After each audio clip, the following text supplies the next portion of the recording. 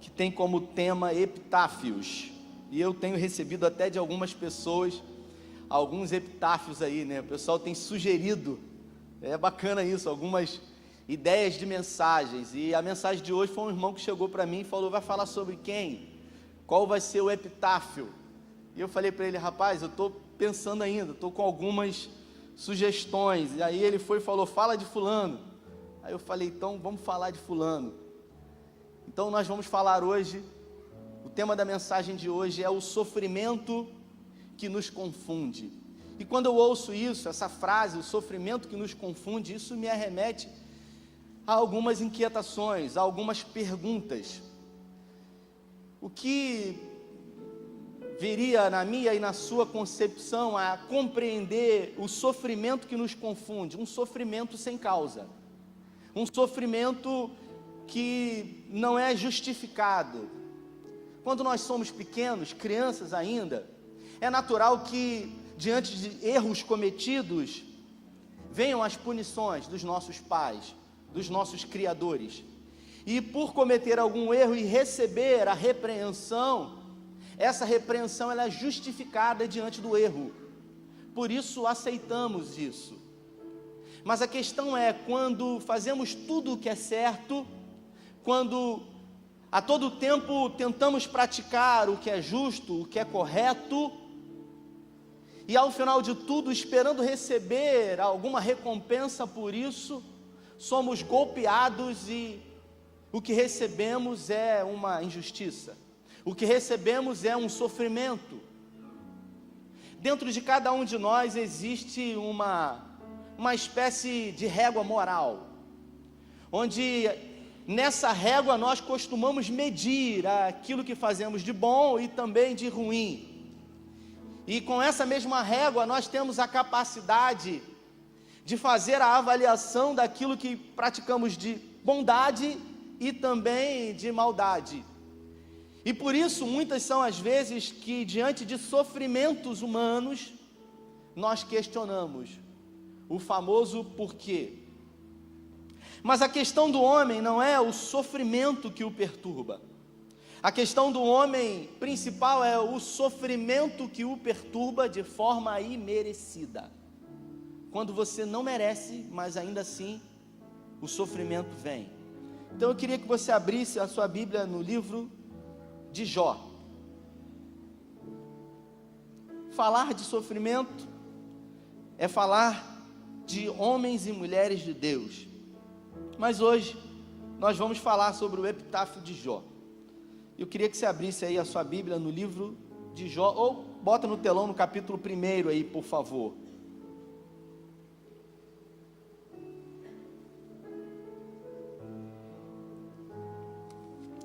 Na minha Bíblia está escrito assim: na terra de Uz vivia um homem chamado Jó. Era homem íntegro e justo, temia a Deus e evitava fazer o mal. Tinha ele 7 filhos e 3 filhas, e possuía 7.000 ovelhas, 3.000 camelos, 500 juntas de boi e 500 jumentos, e tinha muita gente a seu serviço. Era o homem mais rico do Oriente. Seus filhos costumavam dar banquetes em casa, um de cada vez, e convidavam suas irmãs para comerem e beberem com eles. Terminando um período dos banquetes, Jó mandava chamá-los e fazia com que se purificassem. De madrugada, ele oferecia um holocausto em favor de cada um deles, pois pensava: talvez os meus filhos tenham lá, no íntimo, pecado e amaldiçoado a Deus. Essa era a prática constante de Jó. Certo dia, os anjos vieram apresentar-se ao Senhor, e Satanás também veio com eles. O Senhor disse a Satanás: de onde você veio? Satanás respondeu ao Senhor: de perambular pela terra e andar por ela. Disse então o Senhor a Satanás: reparou o meu servo Jó? Não há ninguém na terra como ele, irrepreensível, íntegro, homem que teme a Deus e evita o mal. Será que Jó não tem razões para temer a Deus? Respondeu Satanás. Acaso não puseste uma cerca em volta dele, da sua família, dele e de tudo o que ele possui? Tu mesmo tens abençoado tudo o que ele faz, de modo que os seus rebanhos estão espalhados por toda a terra. Mas estende a tua mão e fere tudo o que ele tem, e com certeza ele te amaldiçoará na tua face. O Senhor disse a Satanás: pois bem, tudo o que ele tem, tudo o que ele possui, está em suas mãos, apenas não toque nele. Esse texto que a gente leu narra a história de que os anjos se apresentaram diante do Senhor, e no meio dos anjos estava lá um pinto preto chamado Satanás. Ele se apresenta e Deus, como Deus que é, sabendo de todas as coisas, já sabia que provavelmente Satanás, ele cirandava o seu servo Jó. E então Deus questiona a Satanás, dizendo para ele: observaste o meu servo Jó, um homem íntegro, reto e temente a Deus. É incompreensível de forma humana imaginar alguém íntegro, alguém reto e alguém temente a Deus sofrer sofrimento sem uma causa aparente. E é nesse momento que Satanás, ele reconhece o currículo de Jó. Ele reconhece que ele é um homem íntegro, que ele é um homem reto, que ele é um homem temente a Deus, que ele pratica a bondade, mas que tudo o que ele faz está condicionado diretamente àquilo que Deus delibera sobre ele. E isso abre para nós um possível entendimento que, segundo Satanás, os homens só adoram a Deus pelo que ele faz, e não propriamente pelo que ele é. E essa indagação ao Senhor fez com que Deus dissesse para ele: toque nele, em tudo que ele possui, mas nele você não vai tocar, ou seja, a vida dele você não vai tirar. E assim o texto diz que Satanás, ele sai depressa da presença do Senhor, e o texto diz que ele se apresenta de uma forma terrível diante de Jó, onde num só dia Jó perdeu tudo o que ele tinha material. Todos os camelos, todas as ovelhas, todo o gado, os currais pegaram fogo, as plantações foram dizimadas, tudo aquilo que ele possuía foi embora. E todo ser humano, irmãos, possui algumas necessidades básicas naturais. Você que está me vendo e ouvindo aqui, você possui algumas necessidades naturais. A psicologia fala sobre uma pirâmide de Maslow que reproduz as necessidades primárias da humanidade. Mas eu escolhi aqui 4 necessidades fundamentais que todo ser humano tem. A primeira necessidade é a necessidade física. Todos nós temos a necessidade de comer, precisamos beber. E também precisamos colocar para fora o que comemos e bebemos. O homem, o ser humano, ele tem necessidades de evolução, de práticas sexuais. E também o ser humano, ele tem necessidades de ter um abrigo, de se sentir seguro de alguma forma. Essa é a primeira necessidade humana. Eu não queria classificar como ordens aqui de prioridades. Eu vou colocar todas aqui e você escolhe qual você deseja colocar. A segunda necessidade fundamental do homem é uma necessidade social. Todo ser humano, ele tem a necessidade de ser aceito, de fazer parte de algum grupo, de ser recebido e aceito por esse grupo, de ser lembrado, de se sentir importante desse grupo, de ser respeitado, de ser reconhecido nesse grupo. E aí eu cito para você alguns exemplos de alguns grupos de pessoas que se reúnem e que têm por características comungarem do mesmo tipo de gostos. Por exemplo, os motociclistas, por exemplo, eles sempre andam com casacos de couro, com roupas muito características, e é natural, vou colocar entre aspas, que se eu hoje decidir fazer parte de um grupo, de um motoclube, e se eu tiver a necessidade de ser aceito por esse grupo, é natural que de alguma forma eu comece a também ser igual a eles, me vestir, me caracterizar como eles. Existe mais uma necessidade muito importante do ser humano, que é a necessidade sentimental. Todo ser humano, ele precisa, ele tem a necessidade de amar e também de ser amado, de se sentir importante, de se sentir dentro do outro. Todo ser humano. E por último, não menos importante, não mesmo, o ser humano, ele tem a necessidade espiritual, que é a necessidade de se relacionar com Deus, com o divino, ou com alguma coisa que possa arremeter para algo incompreensível, né? Algumas pessoas, elas se relacionam com o mundo místico. O ser humano, ele tem essa necessidade básica, natural, de se relacionar com o divino.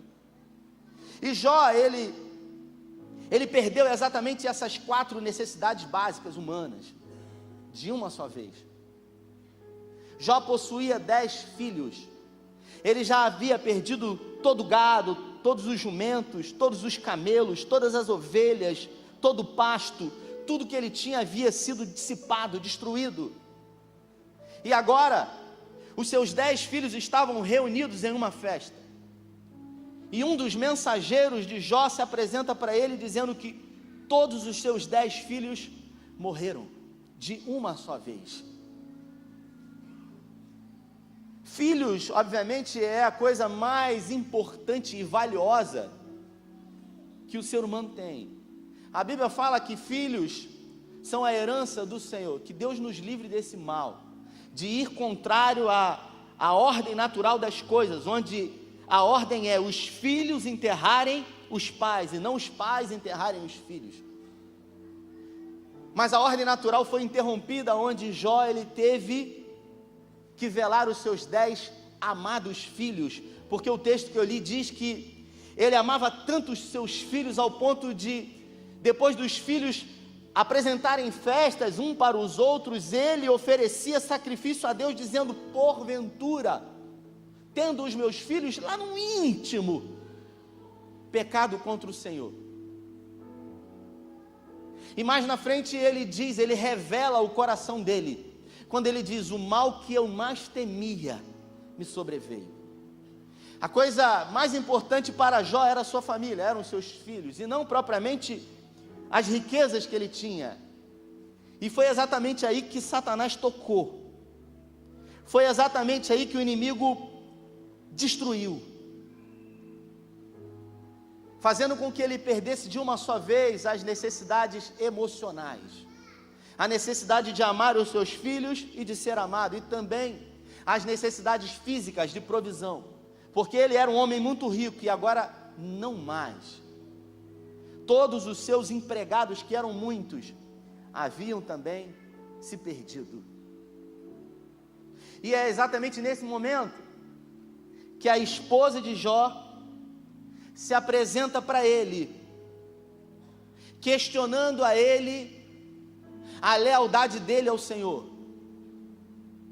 E Satanás, ao observar, por ter tocado nessas 2 necessidades muito importantes de Jó, observa que ele não profana o Senhor, e ele se apresenta de novo para Deus. No capítulo 2, vai lá na fila onde os anjos estavam provavelmente apresentando relatórios diante de Deus, e ele se coloca na fila, aquele pinto preto de novo, e aí Deus fala para ele: e aí, rapaz, você por aqui de novo? Observou lá o meu servo Jó? E ele diz: observei. Então é nesse momento que Satanás, ele coloca para Deus que não existe nada mais importante para o homem do que ele mesmo. Satanás ali apresenta para Deus o pecado primário, o primeiro e principal pecado e mais destrutivo de toda a humanidade, que é o orgulho. Porque um homem orgulhoso, ele se julga Deus. Eu não sei se você já teve a oportunidade de tentar convencer alguém que é orgulhoso ou orgulhosa. Tente por um momento convencer que essa pessoa orgulhosa está errada. Você já tentou? Você não vai ter sucesso, porque as pessoas orgulhosas, elas não reconhecem que estão erradas, porque elas se acham deuses, elas se julgam donas da verdade. E é exatamente nesse momento que Satanás diz para Deus o seguinte: olha, o homem ele não pode amar o próximo se antes ele não amar a si mesmo. Isso quer dizer que, se você tocar na carne dele, na pele dele, ele vai profanar o Senhor. E Deus então diz para Satanás: toque na carne dele, mas não tire a vida dele.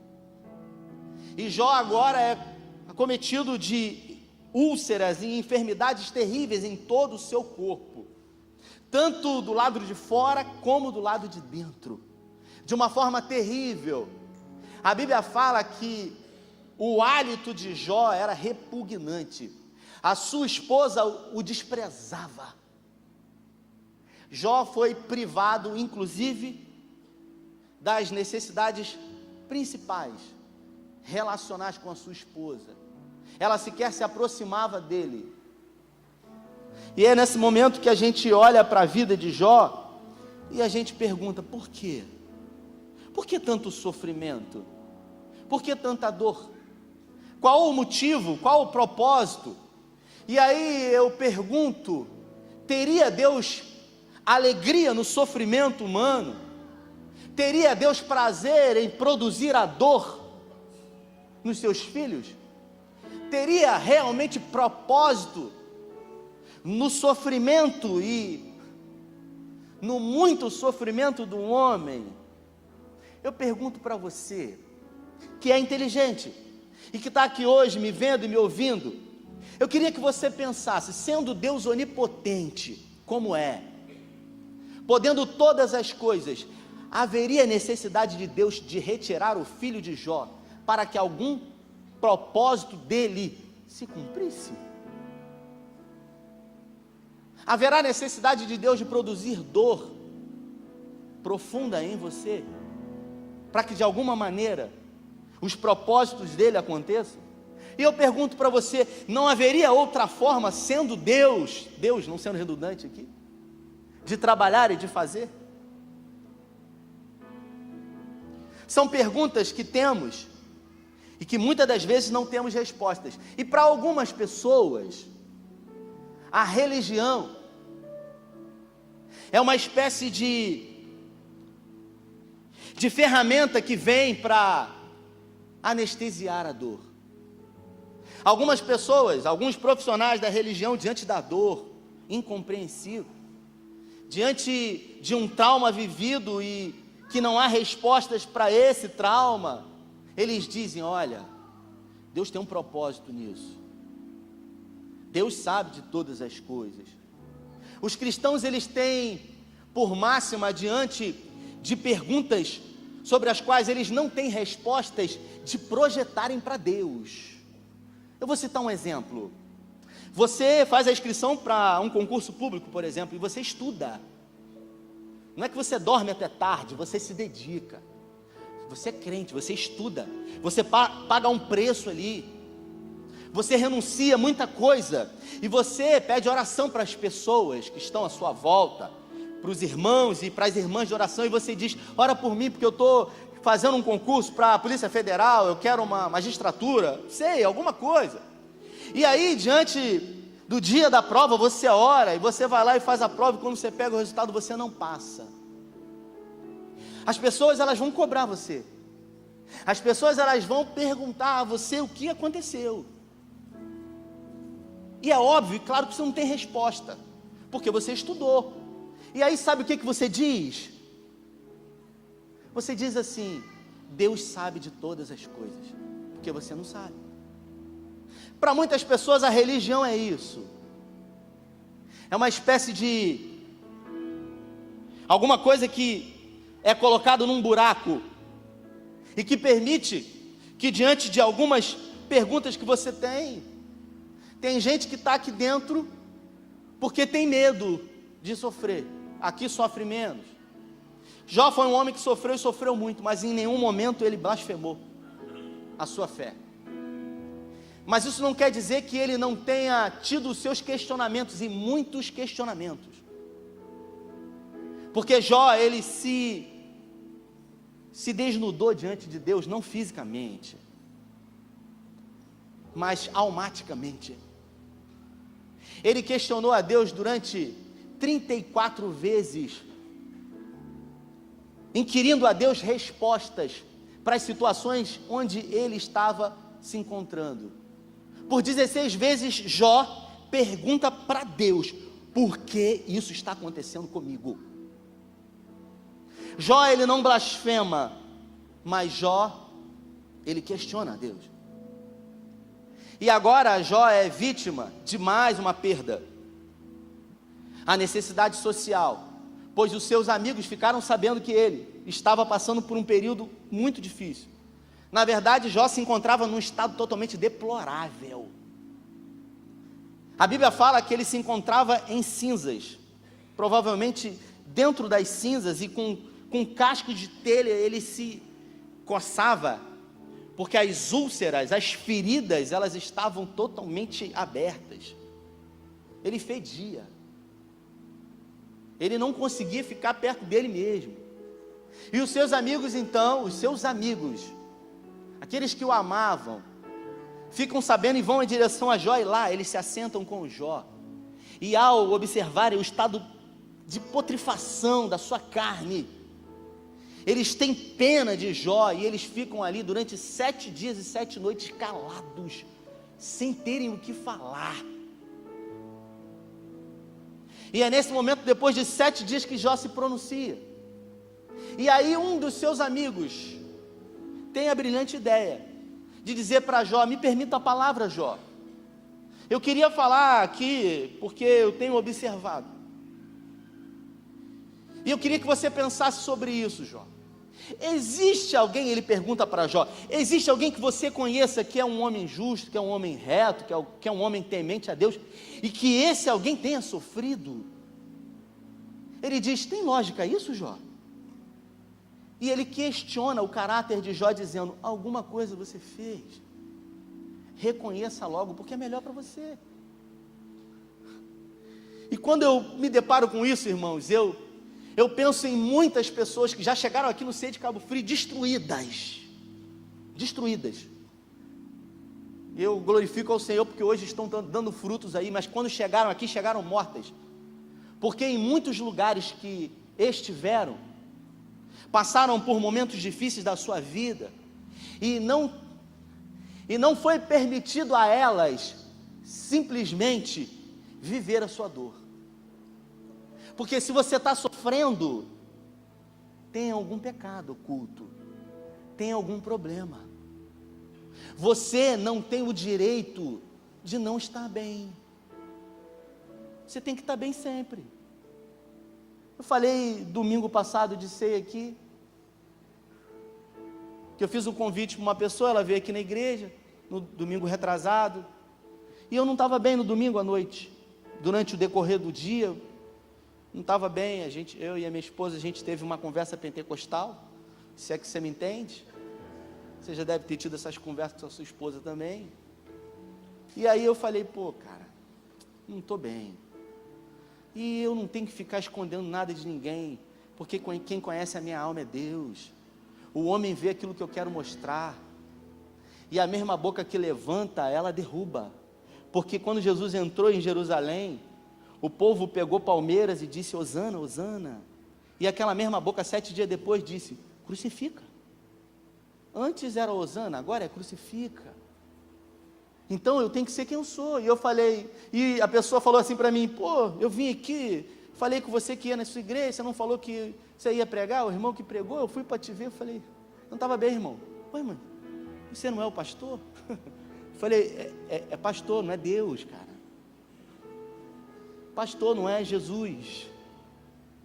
Então, você vem para a igreja e você tem que estar com um sorriso no rosto. Você tem que agradar as pessoas. Você tem que dizer que está bem. Porque se você falar não estou bem, o outro vai julgar você.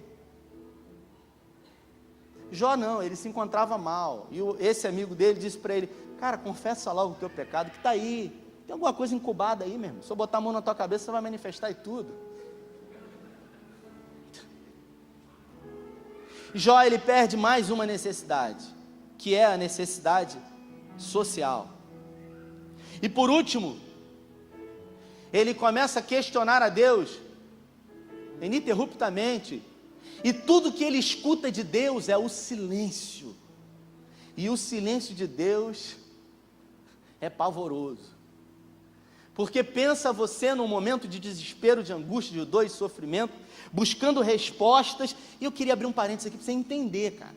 Você já leu o livro, são 42 capítulos, talvez você não tenha lido. Quero incentivar você, durante a semana, você lê esse livro de Jó, incrível, uma história extraordinária, vai acrescentar muito na sua vida. Mas você conhece a história, cara. Você conhece o final da história. Jó não leu o livro de Jó, ele não leu o livro. Jó não sabia de Satanás que foi lá. Jó não sabia da conversa com Deus.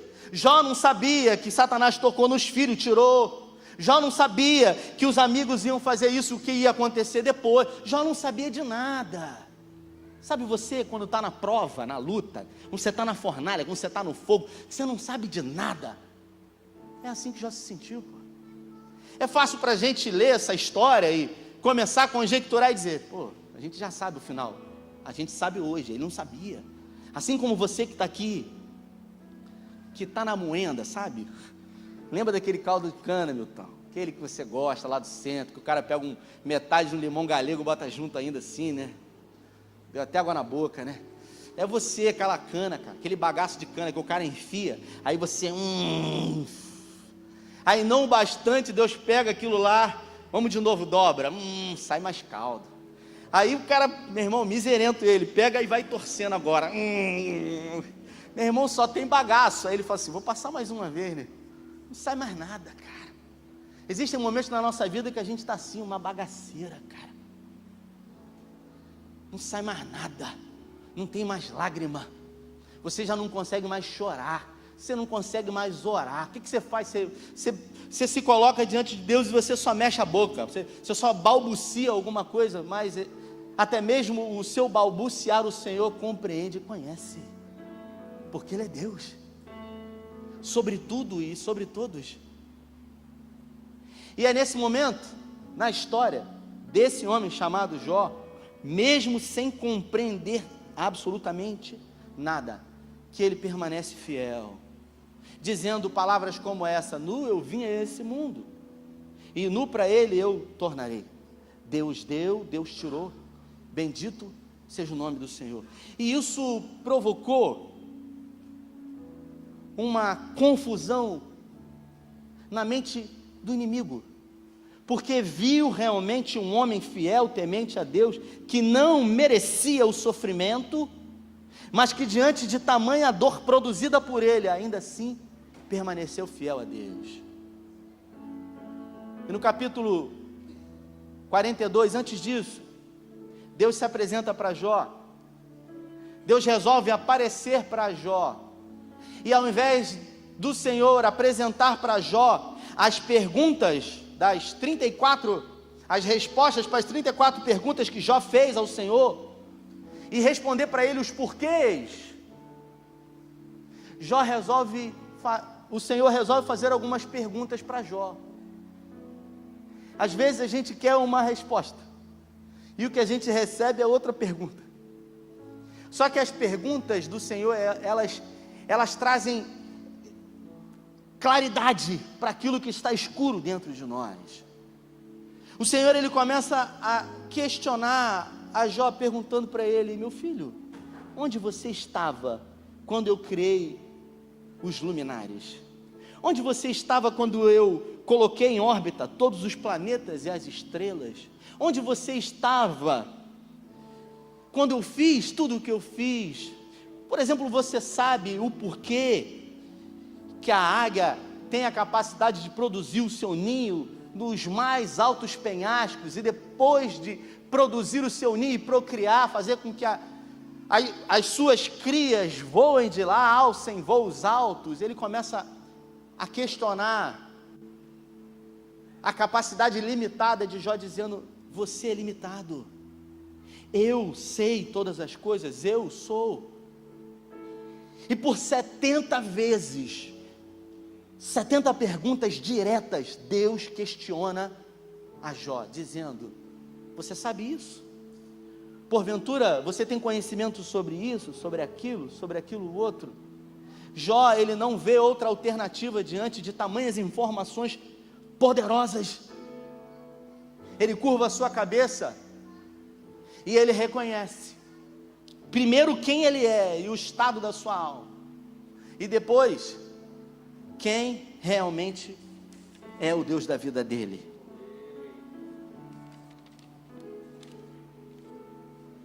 Eu queria ler com você capítulo 42 do livro de Jó. Se puder abrir, botar aí no telão aí.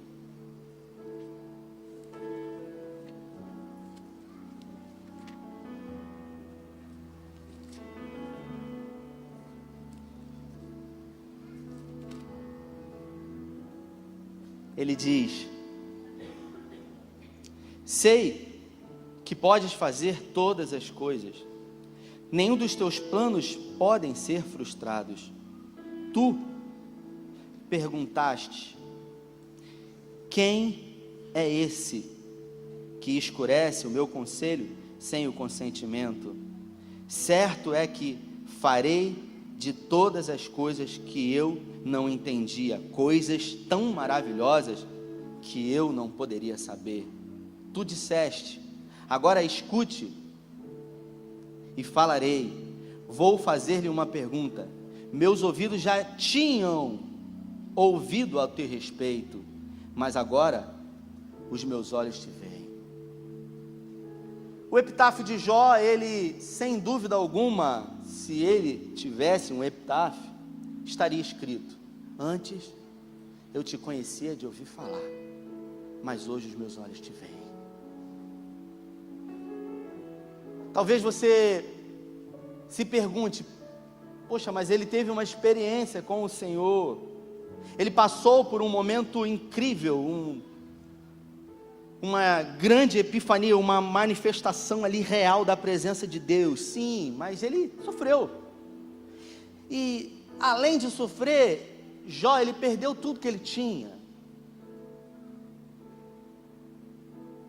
A bondade do Senhor, ela é real, e a Bíblia fala sobre a bondade dele em todos os livros da Bíblia, porque Deus é bom e sempre bom. Deus é bom, e por ele ser bom, essa bondade não está condicionada a nada, a tempo e fora de tempo. Ele é bom e sempre bom. Mas a história, ela não acaba aí, porque o livro de Jó diz que Deus, ele restituiu em dobro tudo que ele havia perdido, tudo. Todas as ovelhas Deus restituiu, todos os camelos, todos os bois. Apenas os seus filhos ele não recebeu em dobro.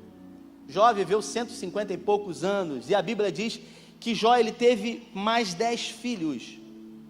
E tem um livro que eu li, do Hernani Dias Lopes, que fala sobre questões sobre o sofrimento humano, onde ele faz uma colocação muito interessante sobre isso, onde ele diz que Deus, ele não retribuiu a Jó o dobro de filhos, porque Jó não havia perdido os seus filhos, porque você só perde aquilo que você não sabe onde está. Jó sabia exatamente onde os filhos dele estavam, e mais, Jó sabia também com quem os filhos dele estavam, com o Senhor. Então Deus restituiu tudo em dobro, dando a ele muito mais do que ele imaginava. Não existe uma comprovação científica sobre onde se enquadra, onde se encaixa o livro de Jó, e também quem escreveu esse livro. Alguns dizem que foi Moisés, outros dizem que foi esse amigo dele, totalmente intransigente. Algumas correntes teológicas dizem que essa narrativa foi apenas uma colocação de Deus. O fato é, eu e você, muitas das vezes, talvez não como Jó, mas eu e você passamos e vivemos o sofrimento. E diante do sofrimento nós temos perguntas sobre as quais nós não temos resposta. No capítulo 12 da carta que Paulo escreveu aos Coríntios, Paulo ele diz que a ele foi dada uma revelação que a nenhum outro foi dada. E Paulo diz que essa revelação poderia fazer com que ele se ensoberbecesse. Sabe quando você pode se achar demais? Quando porque Deus usa você, porque Deus faz na sua vida, e aí daqui a pouco você acha que é você. Isso, Paulo teve consciência disso. E foi-lhe imposto a ele um espinho na carne. Aí ele diz, a saber, um enviado de Satanás, que me esbofeteava. Existem dores, existem espinhos na minha e na sua carne, que nós não sabemos o porquê. E Paulo também não soube o porquê. Mas uma coisa nós precisamos ter ciência, de que o fim da história só é fim quando Deus diz acabou. Portanto, eu quero dizer para você, permaneça na esperança. Permaneça na esperança, porque você serve a um Deus que tudo pode, e que não está preso ao tempo, ou a alguma outra coisa para fazer e operar na minha e na sua vida. Não condicione o sofrimento a Deus, e muito menos condicione o sofrimento a algum pecado que porventura você nem saiba que possa ter aqui dentro. Entenda que a vida necessariamente é uma vida de momentos bons, mas também de momentos ruins.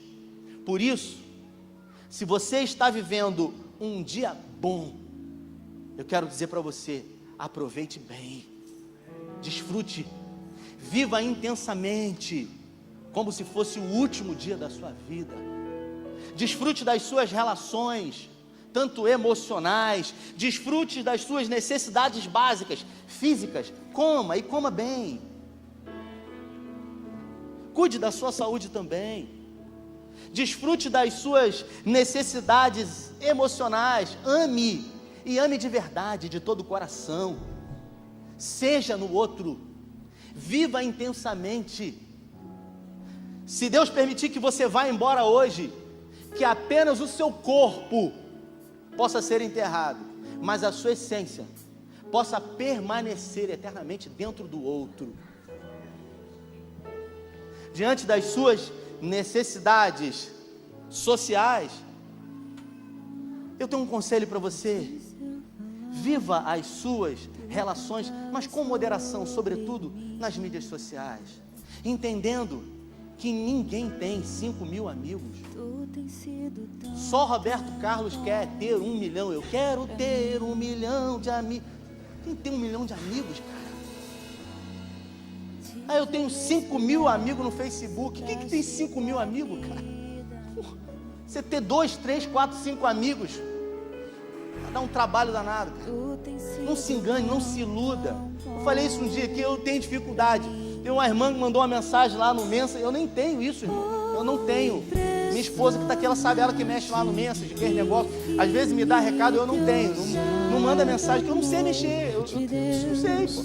A irmã começou a falar comigo, ficou chateada porque eu tenho dificuldade com mídia social. Eu tenho. Tem gente que é meu amigo no Facebook, passa na rua, não fala comigo. Eu falo, como que é meu amigo, cara? Aí pede para adicionar, eu adiciono. Agora vocês são amigos. Ô amigo, como passa na rua, não fala comigo? Então, cara, os meus amigos, eu quero investir, porque a amizade é uma relação que precisa de cuidado, precisa de investimento, de tempo. E sobretudo, por último, eu queria que você ficasse em pé.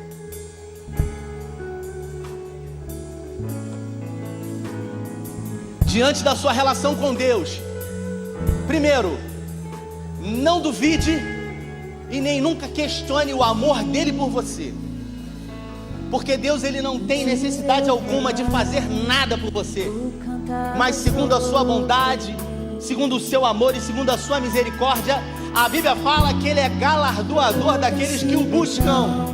Deus te ama tanto, tanto, tanto, tanto, ao ponto de ter dado o seu único filho por você. E não sendo isso bastante, Ele está aqui hoje com as suas mãos abertas para abençoar a sua vida.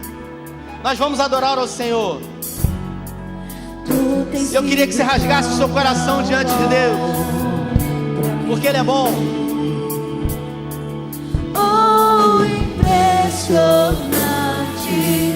infinito, ousado amor de Deus.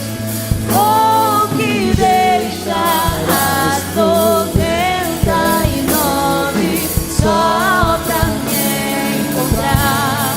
Não posso comprá-lo, nem merecê-lo, mesmo assim se entregou. Oh, impressionante, infinito, ousado amor de Deus. Nós vamos orar. Você no seu lugar, você que está passando um momento de dificuldade, de luta, de adversidade, aí mesmo onde você está, eu queria orar com você.